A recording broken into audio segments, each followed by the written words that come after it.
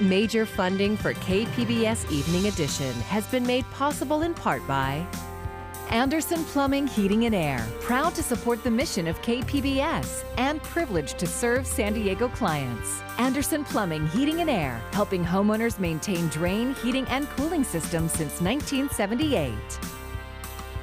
And by the Conrad Prebys Foundation, Darlene Marcos Shiley, and by the following.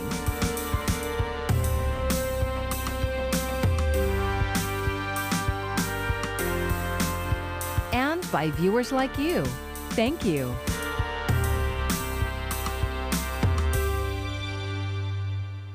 Good evening. It's Thursday, February 11. Thanks for joining us. I'm Maya Trabulsi. Well, they made their case, and now it's time for the other side. Democrats late today wrapped up their impeachment case against former President Donald Trump. Using video and sound, they placed the blame of the Capitol attack squarely on the former president. But as Nadia Romero reports, it appears many Republicans remain unconvinced. House impeachment managers finishing their arguments against former President Donald Trump. This was not a hidden crime. A day after showing chilling video of the deadly attack on the U.S. Capitol. Prosecutors on their final day explaining why they believe Trump incited the insurrection. We were invited by the President of the United States! Their own statements before, during, and after the attack make clear the attack was done for Donald Trump, at his instructions, and to fulfill his wishes. He intended the events of January 6th to happen, and when it did, he delighted in it. President Trump declared his conduct totally appropriate. President Trump's lack of remorse and refusal to take accountability after the attack poses its own unique and continuing danger. I'm not afraid of Donald Trump running again in 4 years. I'm afraid he's going to run again and lose, because he can do this again. Despite the disturbing video evidence presented during the course of this trial, many Republicans remain unswayed and are expected to acquit the former president. The not guilty vote is growing. Trump's team will respond to the House's case on Friday. The tragedy that happened here at the Capitol, lives lost, that had nothing whatsoever to do with President Trump, but they want you to believe that it did. In Washington, Nadia Romero, KPBS News. And we are carrying PBS NewsHour's coverage of the Senate impeachment trial in its entirety on KPBS2. You can also listen on KPBS Radio or live stream at kpbs.org. Coronavirus cases are trending down here in California, but we just reached another grim milestone. California edged out New York for the most deaths in the U.S. with nearly 46,000. Today, San Diego County reported 51 deaths, moving closer to 3,000 locally, and more than 1,100 new cases. Meanwhile, the county health department and UC San Diego say they have a plan for safely reopening schools, a plan that's already proven effective. Here's KPBS reporter John Carroll. Of all the ways COVID-19 has changed the way we live our lives, one of the most profound is certainly the education of our children. How best to ensure safety for students and staff as we return to in-person learning. In partnership with the county, we developed SAFSE, the Safer at School Early Alert Program. UC San Diego professor Rebecca Fielding Miller says the idea is to find out whether someone at a given school is COVID positive. How are you today? That determination is made in a couple of ways. Staff swab surfaces where the virus would likely land. The other component you might call the ick factor. Laura Cohn with the Safer at School program explains. It turns out that people who are infected with COVID, even if they don't have symptoms, they shed pieces of the virus in their feces. This robot samples a school's wastewater every half hour. If the presence of COVID is detected, the school's students and staff are then asked to get a free test. The pilot program has been running for the last 4 months at 10 elementary schools around the county and 2 child care centers. Fielding Miller says her team is putting together a manual of how to implement the school testing program. So that we've made the mistakes so other schools don't have to. Right now, the limiting factor continues to remain supply of vaccines. At the weekly county COVID COVID briefing, Supervisor Nathan Fletcher echoed Governor Newsom's comments from Wednesday about not getting enough vaccine from the federal government. For now, Fletcher says the county is focused on building out distribution sites, so when vaccines are available, they can administer as many doses as possible. He says all seniors in the county who want a vaccine will get one before moving on to other groups. At our teacher and school personnel sites, those will be prioritized for schools that have an agreement to reopen. After that, Fletcher says the focus will move to vaccinating law enforcement as well as agricultural and grocery workers. John Carroll, KPBS News. Some local students and their parents joined together today to send a message to Governor Newsom. It's been nearly a year since these Poway Unified students have been in a classroom. Middle and high school grades remain in virtual learning in the district due to the pandemic. Today at Del Norte High, students and parents took their classwork outside to make a point. We need to continue to put more pressure on him so that these kids can get back to the classroom where they belong. I'm very frustrated that we can't go back in person when elementary kids are in person, but we can't. I don't think that's fair. Just last week, Poway Unified brought back elementary and special education students to campus. Some older students say they deserve the same option. District spokesperson says under state guidelines, they aren't allowed to reopen and that the county must move into a less restrictive tier to do so. Nearly a year after pandemic-related restrictions first hit businesses, there are still limits on many indoor operations. KPBS reporter Matt Hoffman spoke to a local business owner who was able to talk one-on-one with the man making those decisions. People are being cautious and they're staying home. It just hurts small businesses. Omar Ramirez and his family own Tacumbo Ice Cream, which after 16 years has grown to 3 locations in San Diego, including this one in Barrio Logan. So we kind of sell tradition. You know, it's a cultural thing. We come from Mexico, and it's traditional to go to the plaza at night and have a drink or have a sundae. There was nothing really like that around here when we started. But lately, business has not been good. Right now, lunchtime should be pretty busy. Tables full, people walking in the door, but it's just not to that point yet. Ramirez has lost employees during the pandemic and says he and his dad now have to put in long hours. It's been pretty rough. It's been roller coaster, They tell people they can go out, then they tell them they can't. Just last week, Ramirez was awarded a $15,000 grant from the state. Then he got a call on Super Bowl Sunday saying the governor was coming the next day. He got lemonade with chia. Newsom was in San Diego touring the Petco Park vaccination site before stopping in for the treat with County Supervisor Nora Vargas. Ramirez says he is not a political guy, and the whole encounter was pretty quick, but he did have the governor's ear for a few minutes. He asked some questions of how we were doing, and I told him, we're having issues with employees, we're having issues with low sales. Ramirez says Newsom told him he was hoping to increase the state's small business grant fund. So far, more than $500 million has been allocated to businesses impacted by the pandemic. Hard to keep small businesses when you're not making any sales, but he said he's trying to work on something. The most recent round of applications for state grants just closed, and officials say business owners should be getting checks within a few days. It was pretty easy. It was a lot easier than the applications for the federal grants. Locally, county supervisors voted this week to add an additional $30 million to the San Diego Small Business Relief Fund. That money won't be available until additional federal or state stimulus dollars come in. Matt Hoffman, KPBS News.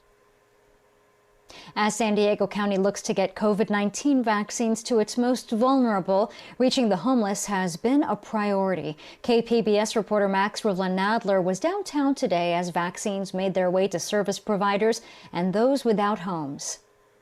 200 vaccines were distributed to homeless individuals in the courtyard outside of Father Joe's in the East Village. Dr. Jeffrey Norris, the chief medical officer at Father Joe's Villages, explains that the vaccine site was created following days of outreach to the community. So there's educational materials that are being provided, individualized coaching. We have staff from Father Joe's who have been educated on the vaccine that are doing one-on-one counseling if necessary. And we've really been working on that education plan for weeks now. The pop-up site is right now only serving those deemed eligible by the county, those 65 and up or healthcare providers. That included 70-year-old Anita Mendoza, who lives in supportive housing at Father Joe's. She had a real light hand. I didn't feel the shot. She says she hasn't been outside except to buy groceries for almost a year, as members of her own family in other parts of the country contracted COVID-19. She says a critical reason she got the vaccine was because access to it was right outside her door. We live close because I can't walk that far. So when they told us it was going to be in the courtyard, I was real happy. Get to go to Petco Park, and we don't have a car no more, so we can't drive. So for us to go and stand in line for 3 hours, I wasn't able to do it. So I'm glad it hit close to home where I could do it. The vaccination site at Father Joe's will be every 2 weeks moving forward, in collaboration with the group Champions for Health. The key for this population will be to make sure that people with housing instability come back for that crucial second dose. So we're giving out the appointment for that 4-week mark right now in hand before they leave to ensure they've at least got that solidified. They know they need to come back and they're educated on that. For Anita Mendoza, the choice to get vaccinated, especially when it was right outside her home, a luxury few others have, was clear. Get your shot.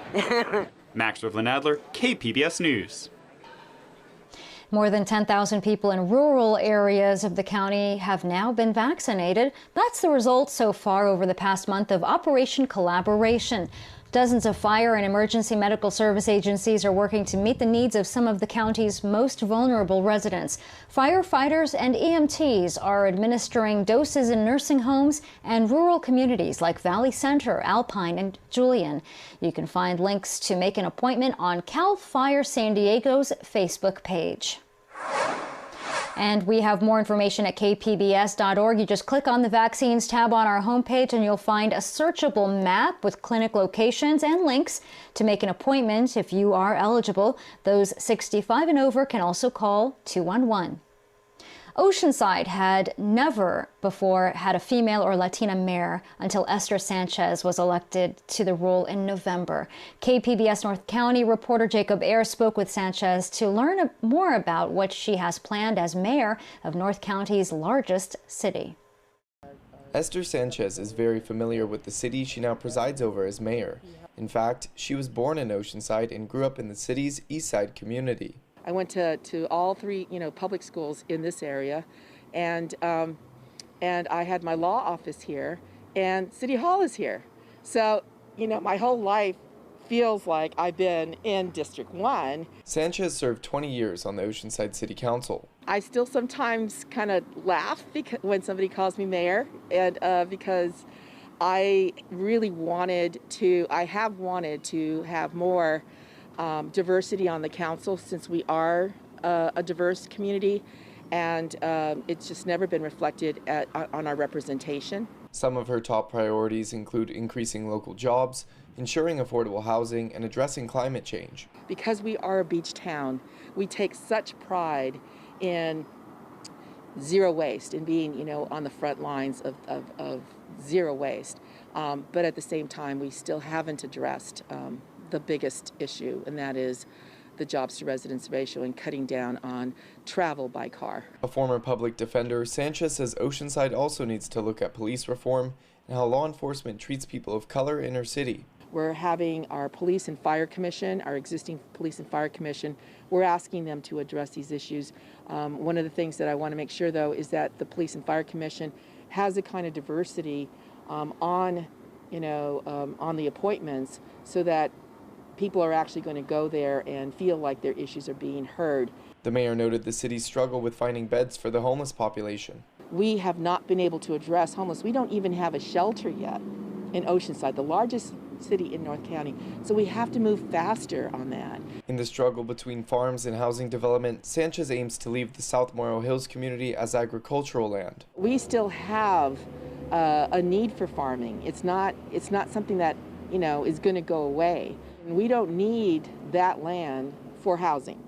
We don't need it. We have in our housing element and our reports to the state, we have enough land inland, infill land, to be able to reach our quotas that we have been given. Sanchez added that Oceanside would benefit from more business-friendly policies, so that people could work at business centers in their home community with livable wage jobs. She is looking for public input on issues affecting Oceanside, especially in the midst of a pandemic when ethnic minorities and those with lower household incomes have been put at a further disadvantage. I hope that I make it easy for people to want to talk to me about what they see as are the issues for Oceanside and what they see for their neighborhoods, and we're able to figure out how to move forward. Jacob Ayer, KPBS News. At a time when supplies are running low, a malfunctioning refrigerator is being blamed for destroying about 6,000 doses of the Pfizer vaccine in Orange County. It happened at a vaccination super site at a university in Aliso Viejo. The city manager emailed the city council about the mishap, saying it was caused by, quote, human error. Patients hope there are no more issues at the site moving forward. Roll back time, it's done. The idea is find out what happened and let's not do it again. In a statement, an Orange County spokesperson said they're working with Pfizer to determine if the vaccine can still be used, adding that more doses were brought in to fulfill all the scheduled appointments. Los Angeles is temporarily closing 5 mass vaccination sites tomorrow because it's running out of doses. That includes one of the nation's largest at Dodger Stadium. Mayor Eric Garcetti says LA only received 16,000 doses this week, which is only 3,000 more than it typically uses every day. The city hopes to reopen the sites next week. For years, public transit passengers in San Diego County have complained about overzealous security on buses and trolleys. KPBS Metro reporter Andrew Bowen says a new report signals that reforms may be coming. The Metropolitan Transit System has been criticized for being too aggressive with trying to catch passengers who don't pay their fares. The security report, presented to board members Thursday, made dozens of recommendations, including giving code compliance inspectors new uniforms that look less paramilitary. San Diego City Council member Sean Elo Rivera liked that idea. The word safety is thrown around a lot, and I think it's important for us to keep in mind the subjectivity of that feeling. And what may make one person or family feel safe riding on transit could be triggering and even a repellent to others. Meanwhile, MTS is continuing a pilot program that allows passengers caught evading a fare to avoid criminal citations, which can snowball into massive fines and court fees. Results so far have been mixed, but Councilmember Monica Montgomery Stepp says the point is to prevent trapping fare violators in a cycle of poverty. I remember why we did this in the first place.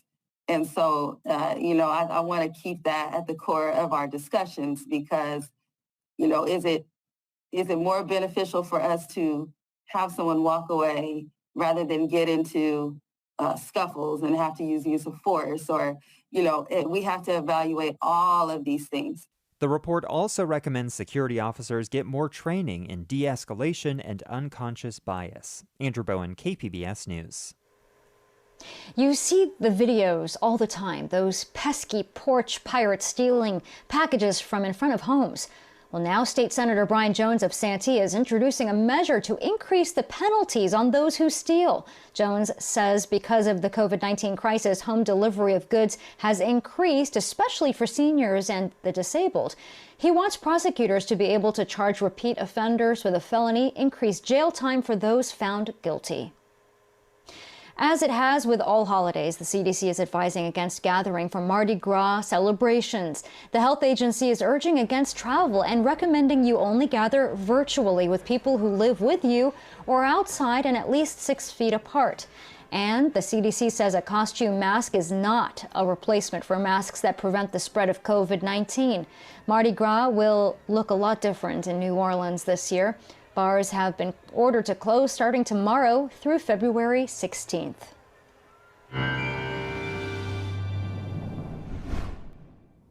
As we go throughout the next couple of days here, we're going to be noticing a different trend for us. A little bit cooler, and yes, showers returning. In fact, that starts heading into really tonight, tomorrow morning.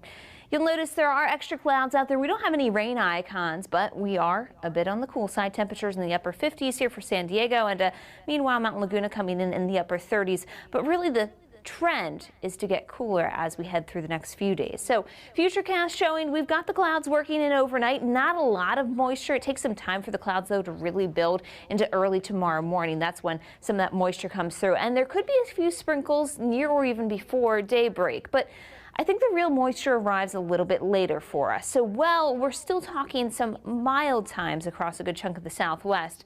We will still contend with at least a few showers and a bit of moisture. For Oceanside, notice there's those showers. Temperatures in the lower 60s for afternoon highs. It is going to be a cooler day with some of the extra clouds, especially through the morning hours. So again, we're going to be starting off the morning here a bit cloudy, maybe a few sprinkles, but the real story is the rain trying to work in towards the mid to late morning hours. You'll notice 11 a.m. lunchtime, we're looking at some showers across the area. That, though, does break up by 3, 4 o'clock in the afternoon, and then things get a bit brighter for us heading into the rest of the time through the afternoon and into the evening. Drier then into Saturday, where you'll note extra clouds here. The next storm system doesn't bring us much in the way of moisture. That's because it's tracking well to the north, but even as we try to bring in that cold front, we just don't see too much in the way of rainfall from it. So we will have more clouds and sunshine to contend with for the next few days, and also some of those showers for tomorrow morning. Temperatures in the lower 60s, warming to the mid 60s. Late weekend, early next week. Inland locations, yes, we're noting that cooler trend as well, with a chance for some rain showers again through the middle of the day tomorrow. And it's going to be windy in some of the mountains as we keep temperatures in the 40s. We should make it towards 50 by Monday. The desert's managing to stay largely dry, but there will be some extra clouds to contend with. For KPBS News, I'm meteorologist Melissa Constanzer. Chick Corea, a legendary jazz pianist with 23 Grammy Awards, has died. Back in 2016, he played for NPR's Tiny Desk Concerts.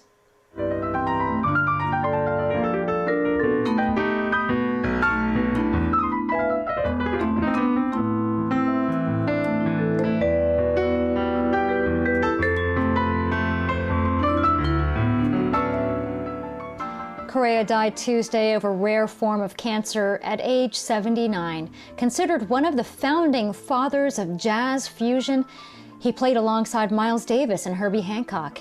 He holds the record for winning the most jazz Grammys in the show's 63-year history and is nominated for 2 more just this year. Last year, the San Diego International Jewish Film Festival was able to hold its event in person just before the pandemic hit. But for its 31st year, the festival is moving online. KPBS arts reporter Beth Accomando has this preview. A man puts on white gloves and carefully opens grimy, decades-old film cans to discover. C'est un négatif original. Then, breathlessly, a French film archivist unspools an old motion picture negative. So who knew people on this planet actually had jobs with white gloves, right? Christina Fink is the festival and film programming chair for the San Diego International Jewish Film Festival. And they take us into their world. They're worlds that I don't know or walk in or even have friends that are involved with. And for those reasons, I love the documentaries like this where I learn something and I'm transported for an hour or so. Tomorrow, When the Apricots Bloom transports us to 1930s Egypt to introduce us to Jewish brothers who were known as the Egyptian Disneys. The documentary takes you on a delightful journey of discovery as we get to see Egypt's first animated films. You can make a double feature of white-gloved archivists by then watching glass negatives. This was found as well in the attic? Yes. Really? Yes, yes.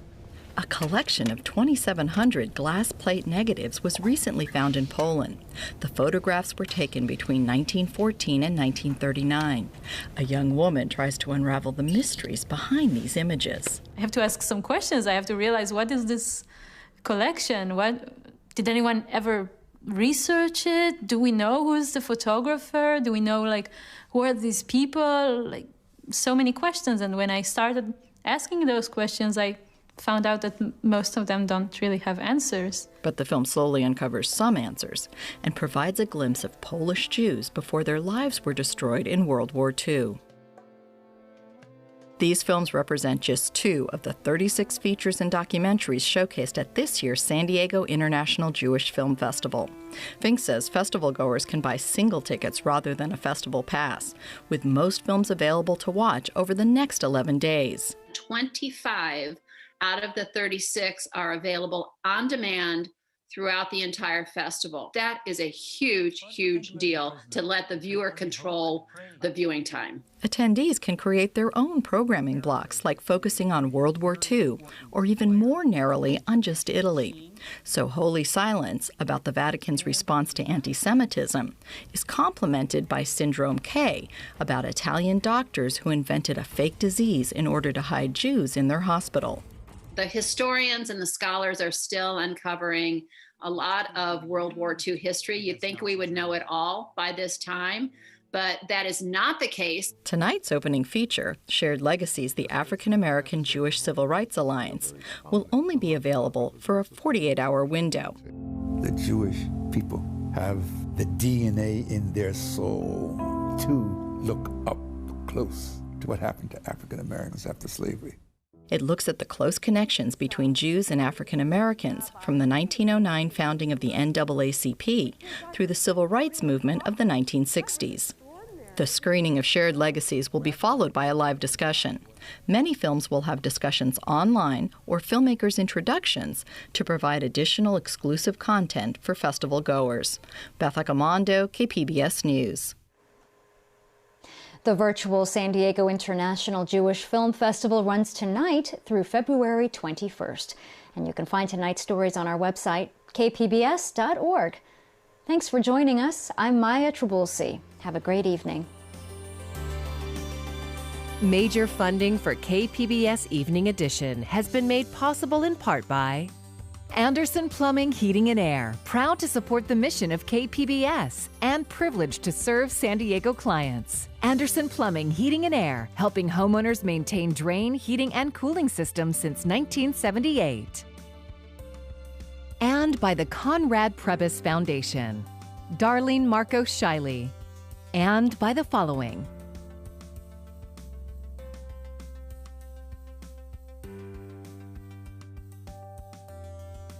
and by viewers like you. Thank you.